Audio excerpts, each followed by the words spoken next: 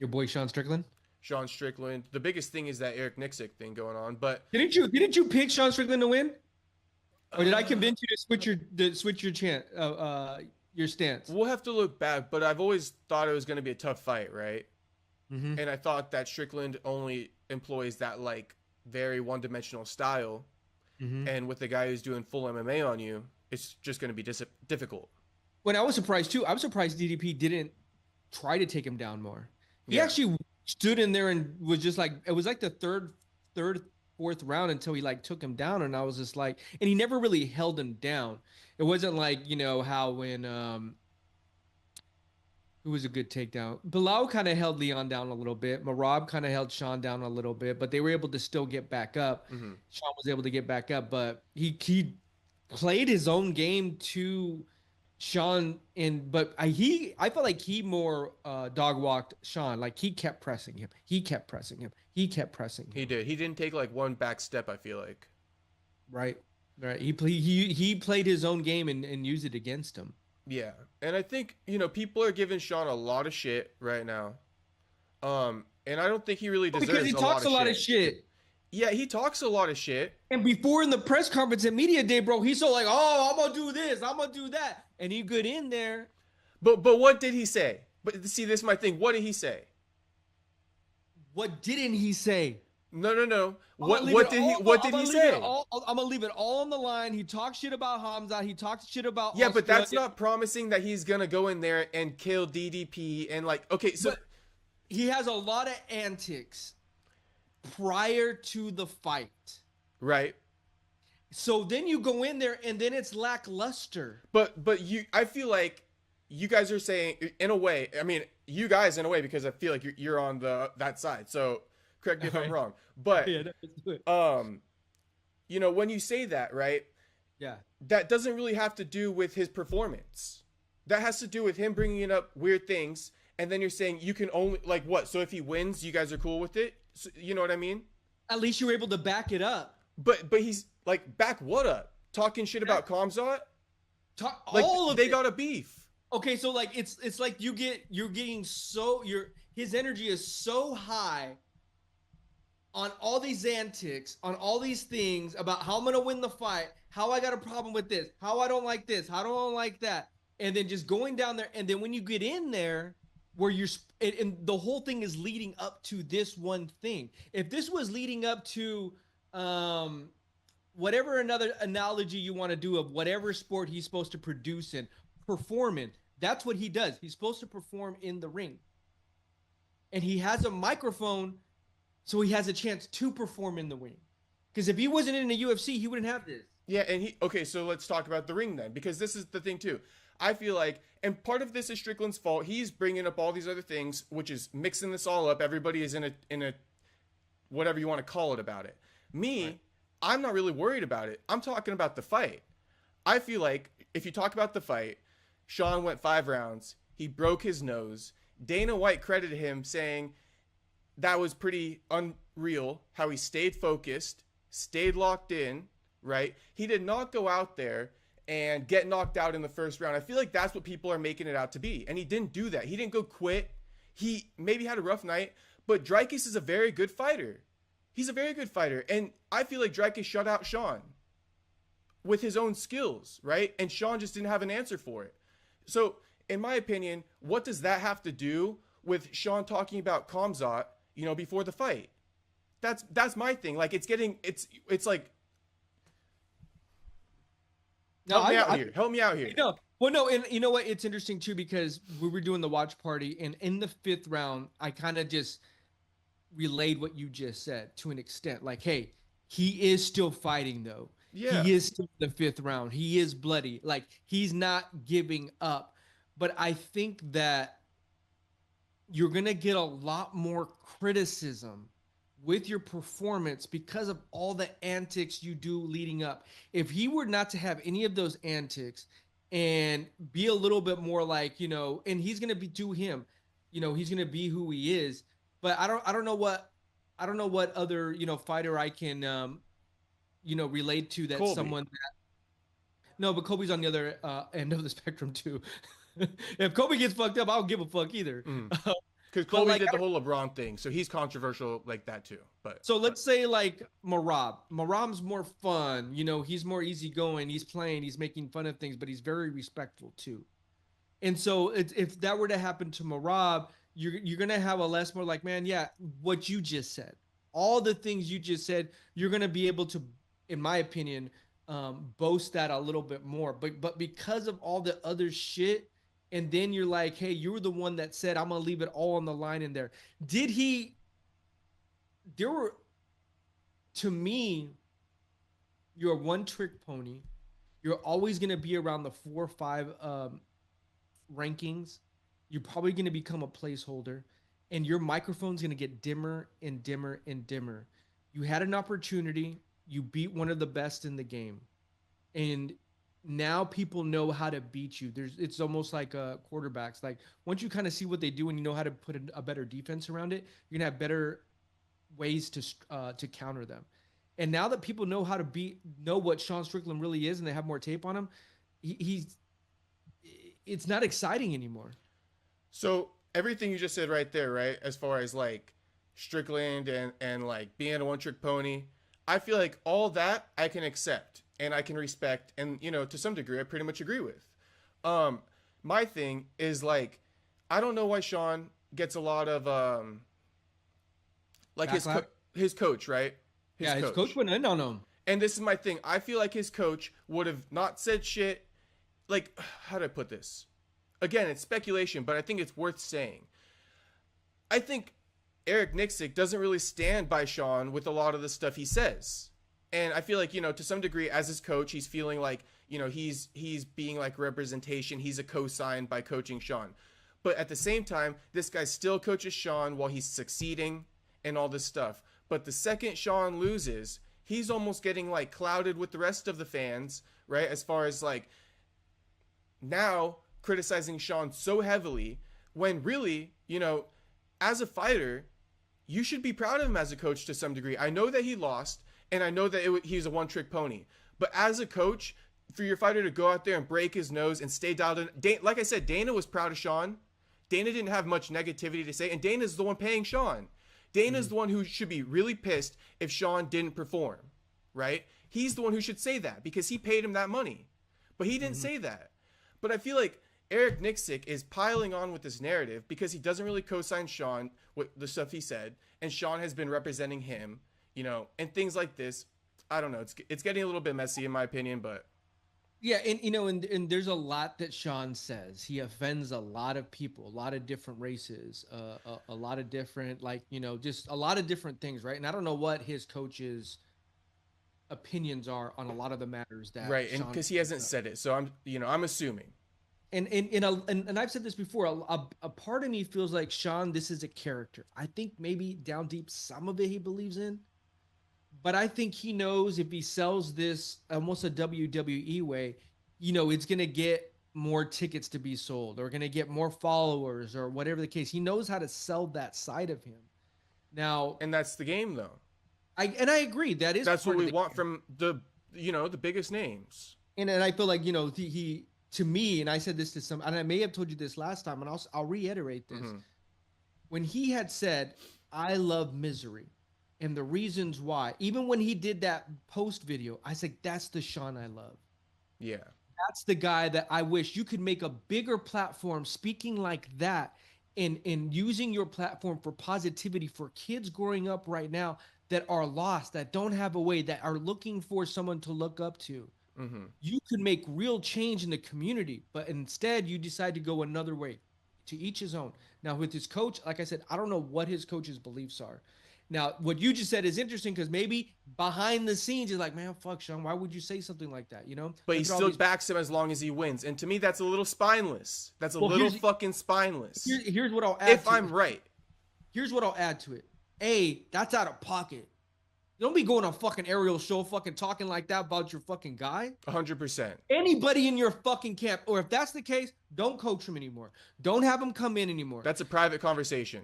That is a private conversation. You keep that in house. That you're fucking airing out dirty laundry. It's like when the podcast we have in here, we have our little fucking skirmishes and shit. Mm-hmm. But I don't. No one goes back online on Instagram like, oh, so and so just happened, blah blah, airing all our dirty laundry out there. Like, come Right. on, people are looking at us now. You're making us look bad and shit. Mm-hmm. So I don't know how Sean Strickland goes back with that. You know, clout's a crazy drug. Clout is a crazy thing. I mean, I just don't know how Sean Strickland and him work together anymore. You know, I saw the only statement Sean has put out. I feel like he left a comment on the Mac Life's Instagram post, and he tagged Nina, and he said, "I told you not to mention his hairline surgery." But you know, there's always truth in every little joke, right? There's always truth in every little joke. And so if that did happen, and Eric was really pissed, I feel like to some degree maybe he's not biting his tongue anymore. But here's my thing, like. What Eric said, I felt was true. Like But hey, we're gonna get into it. We're gonna get into it. To say it on Ariel's show on one of the biggest platforms out there, you don't throw your guy under the bus. If you don't want to work with him anymore, then don't work with him anymore. Mm-hmm. But you just don't. My only problem was you don't air the dirty laundry. And here's my other thing too. You're the one that was in training camp these past 3 months. You knew what product you guys were going to put out there. You knew what Sean does good. And now if you guys had a different game plan and Sean said, fuck that right in the first bell of the bank, and I'm going to do it my way. Okay. I can understand. You still don't air that dirty laundry. I don't know if that's the case because I think that's the best Sean you have. Mm-hmm. I think that's who he is. And your fighter is representation of you. I agree with that too. So to be going out there saying like it was really uninspiring of Sean, you know, I think he just didn't show up. Is he just fighting for money at this point? I want to train champions. Bro, what champions do you have? Aljamain Sterling fell in your lap. Francis Ngannou was created in France by his coach over there. He came over to America and got better because of the training partners at Extreme. Not because of you, bro. You have never fought a day in your life. Now Eric is going to kind of get a little bit from me because I've been, right, seeing this, being like, why does Eric get so much credit? This guy's not a fighter. He's a head coach at this gym. But to be honest, he was never even the real head coach at the gym. Robert Follis, who is the true head coach, who is also not really a fighter. He's 0-1. He had an 0-1 career. Rest in peace, Eric Follis. Or Robert Follis. This isn't to discredit you. He was the original gym at Extreme Couture. Eric Nicksick is a football player who graduated college and started up MMA as a hobby, right? And so he, you know, decided to basically be Robert Follis's assistant. Robert Follis passed away. He was the head coach of all the fighters at Extreme Couture. So Eric Nicksick stepped up, right? But he got put up there by kind of like in a defaulty position. It's not like Eric is this world-class talent who got scouted, right? And got brought in to help these guys. He kind of started training here. He was the first member at Extreme Couture. Eric Nicksick. Was? Eric Nicksick. Okay. First signed up person at the gym when it opened up probably 10 plus years ago. Gotcha. That's who he is. A guy who's been there by time, who's never fought, who really trained jiu-jitsu, you know, and was a part of this MMA community as well when he graduated college. But let me just put that out there because he's not a fighter. And the way he's talking about Sean, discrediting him after his win, when he fought there and he broke his nose in the third or fourth round and continued fighting, I got more to say. This game isn't about fucking going out there and winning all the time. It's about surviving, you know? And I think Eric to some degree is insinuating that Sean should have just thrown caution to the wind. Fuck if I get knocked out. It's about winning. And guess what? It's not only about that. It's about surviving. If you get knocked out, you get killed in real life. You know, and in this game, when you get knocked out, it's hard to come back from, especially as you get older. So for Sean to get knocked out and to risk it all, as far as what Eric is insinuating, it's like, give him the credit as far as like fighting his ass off, breaking his nose, staying locked in, you know, not getting knocked out, not getting finished, going all 5 rounds. These are things that you could highlight, but you're spinning the narrative. Now you're saying, you know, he should have like just thrown caution to the wind. I don't know what he was doing in there. DDP was doing extremely well and threw Sean off his game. It's because DDP is a really good fighter. Just say that, but instead you're making it all Sean's fault. Like it's all Sean's fault Sean lost. It has nothing to do with the fact that DDP is a good fighter. It has nothing to do with the fact that I'm not a real head coach. I don't have any MMA fights. I don't have any advice to give you in the corner because I've never fought in real life. What is he going to tell him? How to slip a jab? What kind of combos to throw? Listen to Eric Nicksick and tell me all the advice that he gives. How long you know how long he's been coaching Sean, since the whole time? Or Sean's been training there for 10 years? No. Sean got made, in California. Sean eventually moved to Vegas, trained at John Wood's gym, which is down the street, had a beef with John Wood, and transferred over to train with Eric Nicksick about 2 fights before the title fight. Okay, so maybe like 3 or 4 years ago. He's another guy who fell in Eric Nicksick's lap. And so let me just say this, though, because Eric Nicksick says, okay, so Sean, if you want to fight for money, right, then let me know because I only want to fight champions. Again, Sean fell in your lap, brother. Sean would have been a champion without you. But, I won't necessarily say that because the setting over there really helped out Sean. But from a skill set perspective, this guy gives his guys no skills. He doesn't know how to teach skills. Yeah, see, I don't know the ins and outs, so I can't really speak on it. But I mean, I'm listening. 0-0 as an MMA fighter. Okay. I mean, but how many coaches are MMA fighters? If we were to take a percentage of them. 50-50? There, yeah. It's tough. It's tough out there. And so this is actually a shot, unfortunately, I might be discrediting a lot of guys who have coaches who aren't MMA fighters. But see, if we're being real... My biggest thing is just, do not air your dirty laundry. You just don't. And B, when he said, I only want to coach champions, oof, that's a fucking hard line to step back from. And to see, I mean, just if someone said that about me and I had to go see you, this is why he's spineless, all right? Again, Sean Strickland fell in his lap. If you need to have at least 5 fights with him before the title to even be considered. Okay? Bottom line. Number 2, Aljamain Sterling is another champion of his. Fell in his lap again. These are guys who are moving to Vegas because Vegas is the fight capital. But they were built in their hometowns, California and Long Island for Aljo. The third one that fell in his lap is Francis Ngannou. Where was he really made? Where was he built up? In France. He moved to Vegas because he got signed to the UFC, and Extreme Couture is the big gym with the sparring partners. That's what it is. It's not Eric Nicksick. Eric Nicksick has it fucking twisted if he thinks he's the reason for all this. Let me ask you this.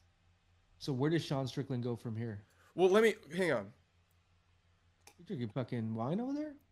Electrolytes. Oh, okay. I thought that was like county wine. Let me say this. Eric Nicksick. God, I wish you had like a Jerry Springer show. And guess who we have today? I'm about to forget, but I have all my points written down. Okay, here it is. Eric Nicksick wants to have a fighter who wants to be a champion, who doesn't want to fight for money. I just said how Eric Nicksick really hasn't trained any champions. He hasn't. So for him to say that, let's talk about all your homegrown fighters, brother, because I'm pretty sure you have a losing record when it comes to that in the UFC.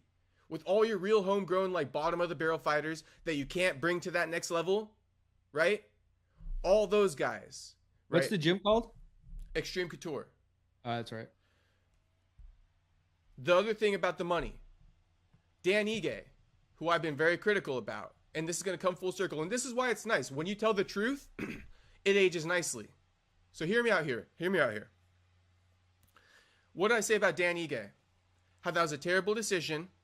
How he shouldn't have taken that fight on 3 hours notice, how he took it for money, right? How it wasn't about being a legend. He got a pay bump, and all this other stuff, right?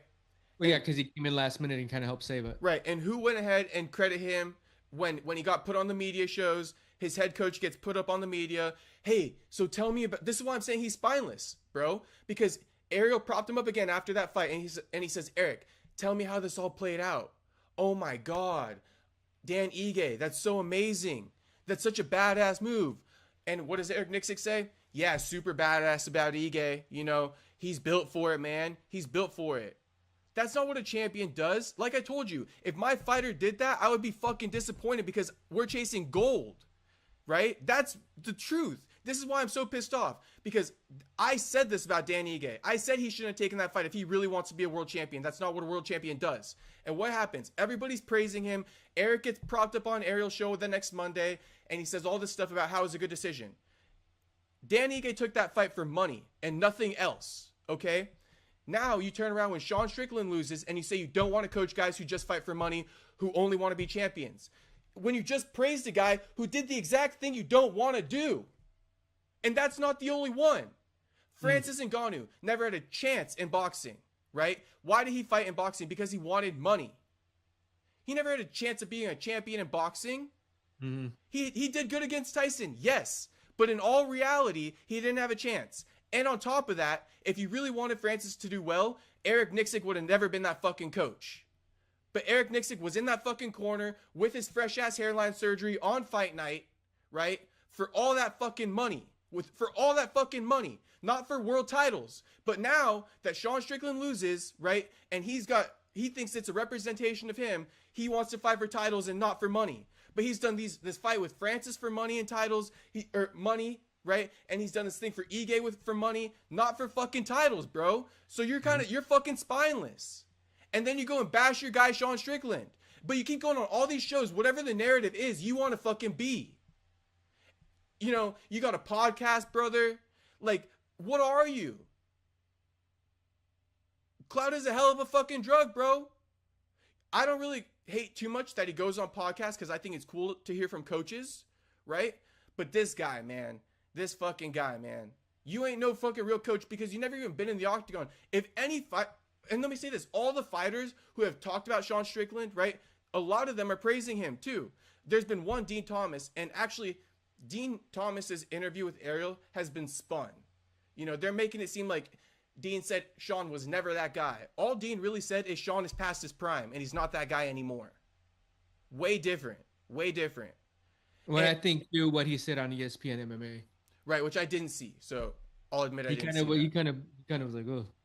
But, you know, he also said, though, he's like, I give Sean advice. I walked up to him, gave him advice in the gym, and he didn't take it from me. He shut me down. So now you're going to get criticism. So I can accept that. You know, he's keeping it real, saying what he wants to say, keeping it honest. I can respect honest people, even if you're harsh. Like I said, you had criticism for Sean. I said, that's cool. But the way Eric Nicksick does it, bro, just following the tides of the narrative, because he doesn't want, like what we're kind of talking about, Bear. And same kind of thing. I got a speculation too. The way that interview came off with Ariel and Eric, it's as if like Ariel and Eric had been texting, talking shit about Sean before this even happened.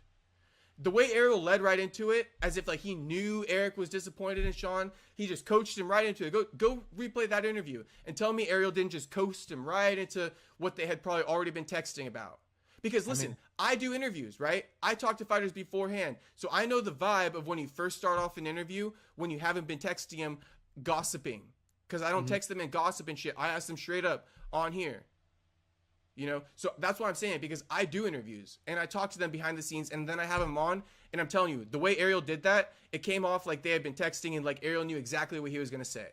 Yeah, see, I don't know if I'll go that far, but I mean, he definitely was frustrated with Sean, is frustrated with Sean. And yeah, but like I said, you just don't air that dirty laundry. But no, I see where you're coming from, though. Yeah, it sounds like you've had this feeling about him before this fight anyway. I've had the feeling about Eric Nicksick. The thing about Dan Ige, that just aged well, because like I remember what happened, and he's so disingenuous that it was so easy for me just to tie that together right then and there. But I've been saying about Eric Nicksick, when he got coach of the year and stuff, I'm like, Eric Nicksick he's not really like, what does he teach people? Like, Justin Gaethje's coach, Trevor Whitman, is a great boxing coach. People leave camps and go train with him because he's a great boxing coach. This guy, Eric Nicksick, isn't a fucking anything. I told you, the original coach passed away. He was 0-1, so he's not really a fighter himself, and that was Eric's mentor. So you got two kind of non-fighters, you know? And on top of that, Eric got boosted up because the guy passed away. Rest in peace. But that is what it is. That's way different than Kamaru Usman leaving Killcliff to go train with Trevor Whitman in Colorado.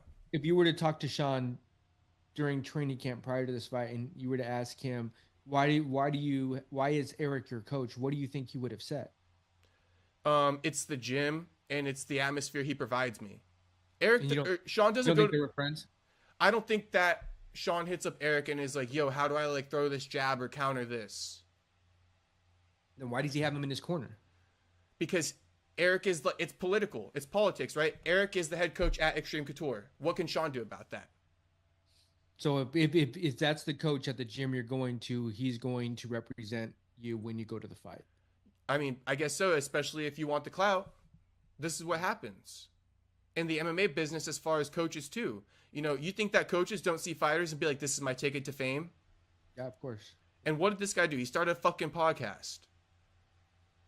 Well, that's a whole nother, conversation. Like I like Sean O'Malley was, I think I told you before, is like, I wish a lot of these guys would stop the whole, like, I'm a podcaster, I'm an influencer. And I told you before, like, do you want to be a legend though?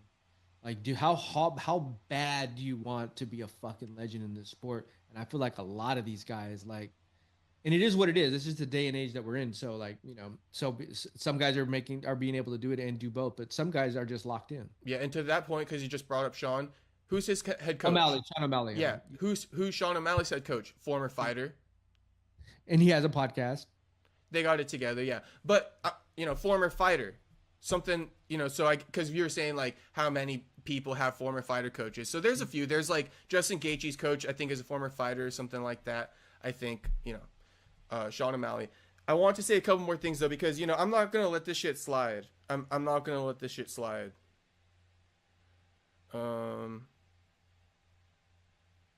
Let's just make sure. Oh, right. So also, if you listen to Ariel's podcast, one quick thing. Nicksick goes ahead and says that, like, they thought that since Sean won the title against Izzy in Australia, that, like, since they're back in Australia, it was just meant to be. Shut the fuck up, bro. Meant to be. Nothing's meant to be. It's about your fucking skills. That's number one. Number two, he confirmed that Sean had staph. And then he wants to turn around and say, but his cardio was fine. Scientifically speaking, brother. Scientifically fucking speaking, brother. He was not fine. Because he said, but his cardio was good. It was fine. Okay, of course he's going to say it's fine. Of course he's going to be positive. He's got to fight. He's not going to bitch and moan and fucking cry about it. Of course he's going to tell you he's good. He's chilling. But for you to go out there and not fucking have his back when he fought with staph, broken nose, staph infection, antibiotics, and you got to talk all this shit because you're spineless, bro. Spineless, man. Stick by your guy. I don't even know Sean. I don't even care about his political values. But oh my God, bro. Like, to trash your fighter when a guy goes out there and breaks his nose, and Dana White was proud of him. Dana White credited Sean before he even credited Dricus. No, I think it's one of the worst things you could do. One of the worst fucking things you could do. In anything, in any, that's like, you and me doing this podcast, right? And I don't know. Something happens. Mm-hmm. And then I go and start talking about it. And I'm like, dude, like, you could text me like, bro, what the fuck, dog? Like, shit. It's like behind you could have just talked to me about it and shit. You know what I mean? 100%. Yeah, it's super out of pocket, bro. Like, you can't go back from that, bro. Like, I can't go back from that. I can't imagine. Extremely shady. Yeah, I can't imagine 6 months from now that he's still the coach for Sean Strickland. Yeah, and you know what? Because we got like today. Yeah, and because I'm going to the locker and grabbing all my shit. Like, dog, hey, thanks for everything. We're out. I'm out this bitch. Okay, so let's go ahead, right? Thank you, not thank you. Sorry, not sorry. Yeah. But let me ask you this. Yeah. What does Sean do from here though? Because you really want to know that answer. Yeah, because in my eyes, him and Izzy are on this. They're in the plane right now, where they're going to probably be top 5, top 10 for the rest of their career until they end. And hopefully, we do not see Sean get knocked the fuck out by somebody. How we saw Izzy get knocked out, and then we're like, oh man. Yeah. Okay. So what's next for Sean? I mean, I guess. I mean, I kind of agree with you. Like, they are kind of falling off. Like, they are right where you kind of assess them to be. Dricus says that it should be a rematch between the two of them. And I since agree with you that. think they're both kind of falling down, sliding down together, I think give Izzy a chance to redeem himself. because Izzy gave him that opportunity, right, on short notice. I think Yeah, Dricus couldn't take the fight. and I'd watch that. You can hype that up. I'd watch the shit out of that. I'd watch the shit out of it too, because and then it's kind of like, and I still think this, like Sean's gonna become Sean's gonna become an ultimate gatekeeper. If you can, like, in the top 5, you can get past this style. Oh, you belong in the top 3. You belong in these next guys. If you can get past Izzy, you belong in this next discussion. Because I think that people have really learned how to fight their styles and defeat them, and evidently Dricus has kind of shown you the game plan and how to do it, bro. If Hamzat takes Sean down, it's over. Kinda, yeah. And I mean, apparently, I saw old footage from the Schmo and Sean's interview from back in the day after Sean trained with Khamzat, and the Schmo revealed that Khamzat choked him out multiple times in grappling training. Yeah, but he's not. That's not, as we can see. He just wants to stand and bang. But that fight's not going to happen. It's not going to happen. But the Izzy fight is something that I think is going to be really good. Like, here's another example. If Anthony Hernandez defeats Brandon Allen, and if he were to fight Izzy, I think he takes Izzy down and he submits him. I think if he were to fight Sean Strickland, he takes Sean Strickland down and he submits him. Yeah, I mean, Sean Strickland can fight Brandon Allen. I would like that. No, man. Anthony Hernandez is what I'm saying. If Anthony Hernandez beats Brendan Allen and Anthony Hernandez tries to get in the top 5 and he has to face either one of those, Anthony Hernandez will stand in big, but he's smart enough to say, "I'll take you to the ground," though. Yeah. These conversations. Fluffy deserves one of them. Yeah, and with the win over Brandon. This conversation though is getting to a point, bro, where like all of these guys at the very, very, very, very, very top, all are submission specialists. All are great on the ground. Alexander Pantoja can stand and bang with you, but he'll get you on the ground. We already know what Marab could do. He's a fucking Energizer bunny. Ilya's good on the ground. We already know what Islam can do. Bilal will take you down. DDP can take you down. Alex Pieta's the only one we haven't really seen test it, and we know what John Jones can do on the ground. Mm-hmm. Yeah, for sure. And we just saw Wei Li saying Wei Li what she could do on the ground. Yeah, but to your point, yeah, the guys who are one-dimensional, right? This is MMA at a certain point, right? And we're getting to that point where specialists are falling out. Like, you got to be, all the way around. Yeah. So, Dricus came in from kickboxing to MMA, and he's the one who takes down Sean. So look at it like that. Yeah, and I was going to say this, like you asked before, like why Sean gets so much hate. When someone says something that like makes you dislike them and then they lose, you're going to pile on. And I can understand that. That's why I kind of call it out, saying like I think it's that, people aren't liking what he's saying and they're conflating it with the performance. And just to give it that other perspective, I'm like, the performance to me is all I'm judging. But when you talk so loud, like, oh, I'm gonna do this, your hate's gonna be even times 1,000. Yeah, times 1,000. Especially when you like keep. If it would have been a closer fight, okay. If it would have been a 3-2 and he had the broke nose and it came down to the draw, I would have been like, man, dog, fuck no, that motherfucker fucking like he left it all out there. But it wasn't that. It maybe was 4-1. Maybe 4-1. Before his broken nose. Yeah. I think a lot of the narratives, like a lot of the stuff you're saying is fine. My biggest thing is just like, how do I say it? The part about saying, I just don't like Nicksick's comments. I'm even okay with Dean Thomas's comments. Oh, and I'm 100% with you. Yeah.